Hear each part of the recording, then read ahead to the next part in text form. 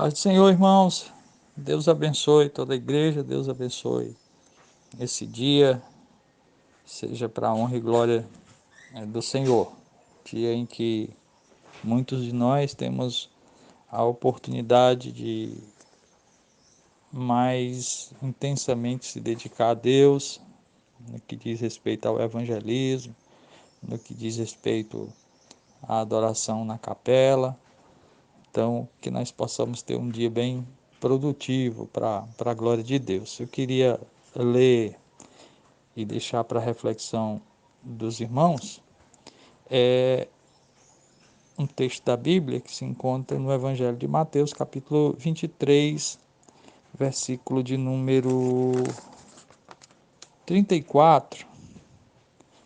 E nós vamos prosseguir a partir do versículo de número 34. No 34 diz assim a palavra do Senhor.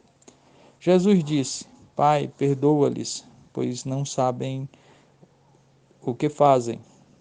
Repartindo as vestes dele, lançaram sortes. O povo estava olhando e as autoridades zombavam dele, dizendo aos outros: salvou, salve-se a si mesmo, se é o Cristo,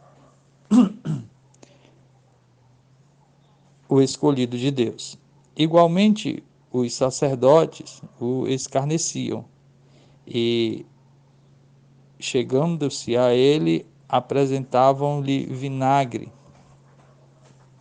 dizendo: se tu és o rei dos judeus, salva-te a ti mesmo.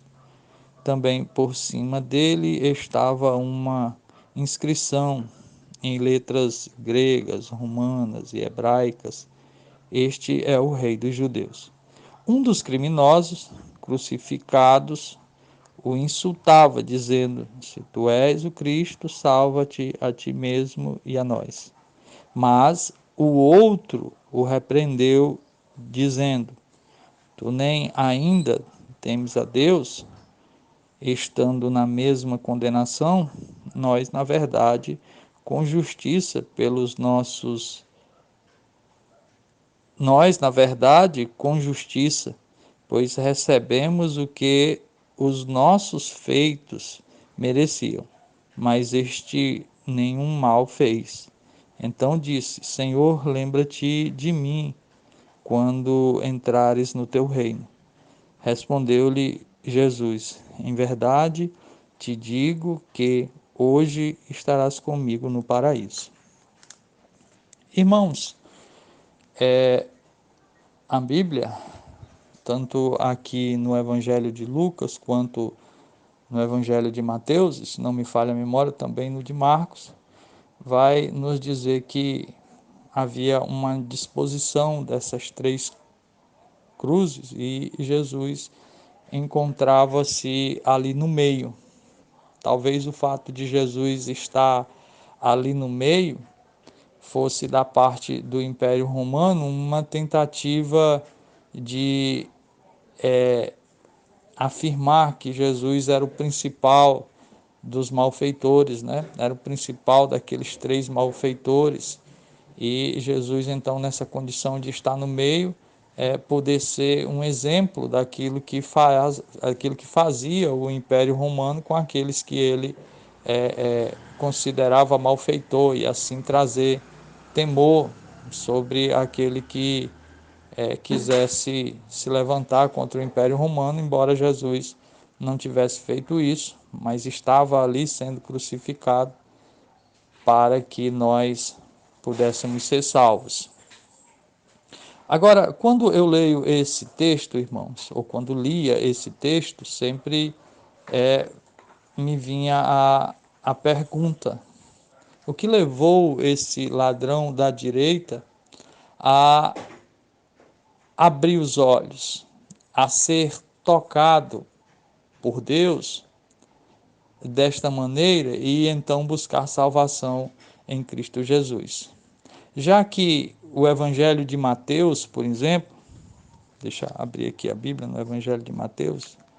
O Evangelho de Mateus já é no capítulo de número 27. Um minutinho aqui, irmãos. Evangelho de Mateus, capítulo de número 27, deixa eu ver aqui se eu encontro. Versículo de número 41 do capítulo 27 de Mateus diz assim, ó: da mesma maneira, também os principais sacerdotes, com os escribas, anciãos e fariseus, escarnecendo, diziam: salvou a outros, a si mesmo não pode salvar-se. É rei de Israel, desça agora da cruz e creremos nele. Confiou em Deus, livre-o agora, se de fato o ama, pois disse: sou filho de Deus. E o mesmo lhe lançaram também em rosto os assaltantes que com ele haviam sido crucificados. Então, esse versículo número 44 traz duas coisas muito importantes para a gente refletir. Estes homens, eles não eram qualquer batedor de carteira. Eles eram criminosos no Evangelho de Lucas e aqui no Evangelho de Mateus, pelo menos segundo a tradução que estou lendo, eram assaltantes, o que nos leva a entender que eram homens de alta periculosidade. Os dois. Não havia ali um ladrão mau, que terminou por não crer e foi para o inferno, e havia ali um ladrão bom, que terminou por crer e foi para o céu. Nada disso. A Bíblia está nos dizendo aqui que os dois eram igualmente maus. E está também nos dizendo que os dois, igualmente aos fariseus, sacerdotes, às autoridades que blasfemavam de Jesus, eles igualmente. Então, o que teria levado a crer um homem que inicialmente blasfemava? Olhando para Jesus, o que eles viam? Eles viam alguém seminu, ensanguentado, deformado pelo sofrimento, sendo crucificado igualmente a eles. Não havia ali uma visão humana, um fato humano, assim, olhando para Jesus crucificado, que os levasse a entender que Jesus era o Filho de Deus.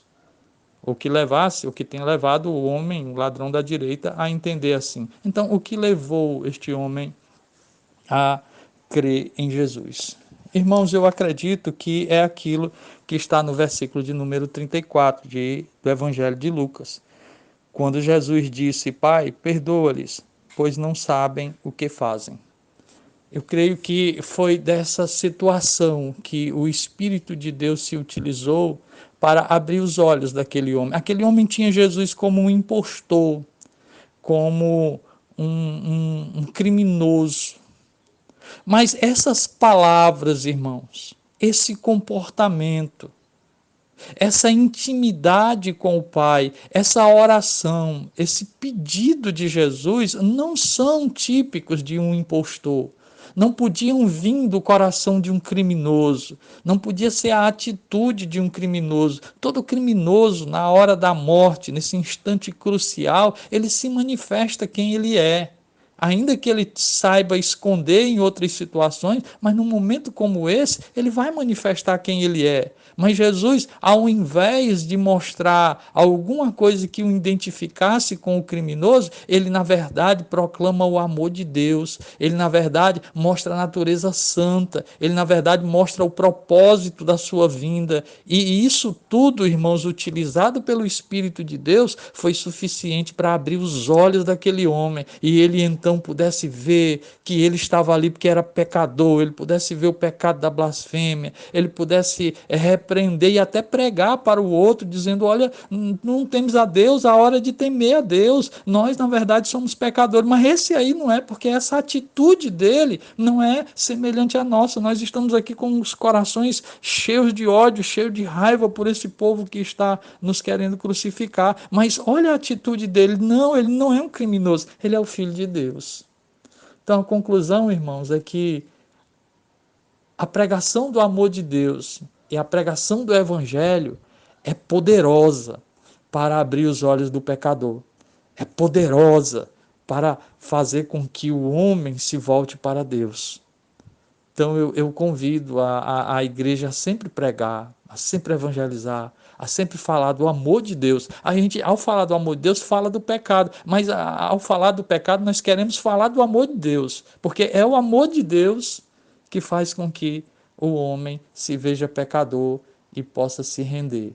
Então, irmãos, evangelizemos, convidemos para o culto, vamos trazer pessoas hoje para o culto para ouvir acerca do amor de Deus, para que os olhos delas sejam abertos, corações tocados e elas possam crer no Senhor Jesus. Evangelize, convide, traga pessoas para o culto em nome de Jesus. Deus abençoe toda a igreja, Deus abençoe o dia de cada um dos irmãos em nome de Jesus.